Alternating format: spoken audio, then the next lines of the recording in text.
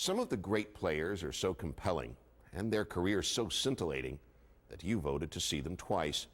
We conclude our first show the same way we began it, with Gene Sarazen.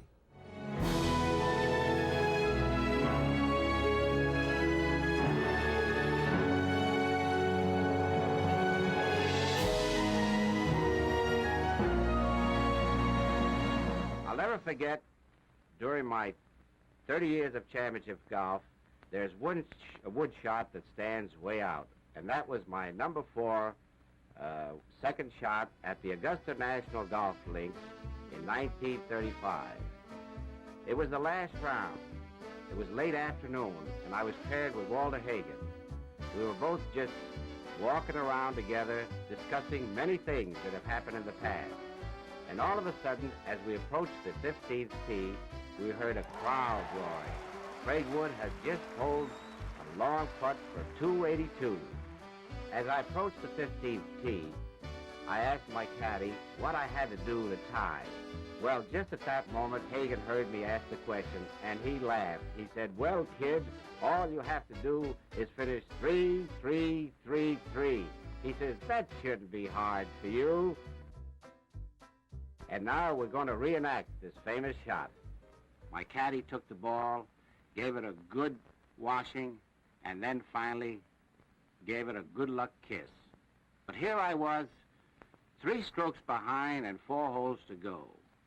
My second shot was 235 yards from the green. The lie was not too good. It was very close. And when you have a close lie, it's hard to get it into the air. Just before the green, there was a pond about 25 feet wide. I had to carry that. So I decided to take a 4 wood. Well, my caddy looked at me and says, "Boss, you'll never carry that pond with a 4 wood." The night before, Bob Davis gave me a lucky ring. He said he'd picked it up in Mexico and that had carried a lot of good luck. So I took the ring and I rubbed it on my caddy's head and then put it back in my pocket. Somehow or other, the minute I hit that ball, I felt something was in the air. All of a sudden, I saw that ball drop, and I never had such a thrill in all my life. It was in the hole. Crowd started jumping around, and I began to think of what I had to do to tie. Double eagle 2, what a thrill. But as I was walking to the next tee, I began cooling down, realizing that the tournament was not over, that I had 3 very difficult pars ahead of me. I got an easy 3 on the 16th, but the 17th I'll never forget. My second shot was over the green, and I chipped up, left it about 8 feet short.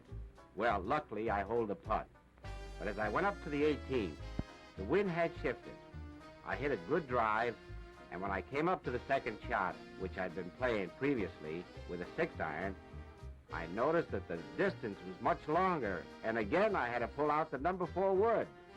Well, I hit a shot on the last hole was just as good as the one on the 15th, but the ball wound up about 8 feet over the green.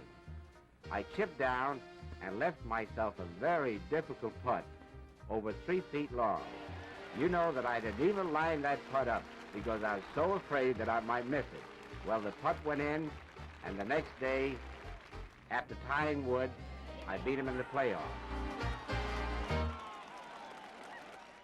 Gene missed the first Masters in 1934 because he honored an obligation to an exhibition tour in South America.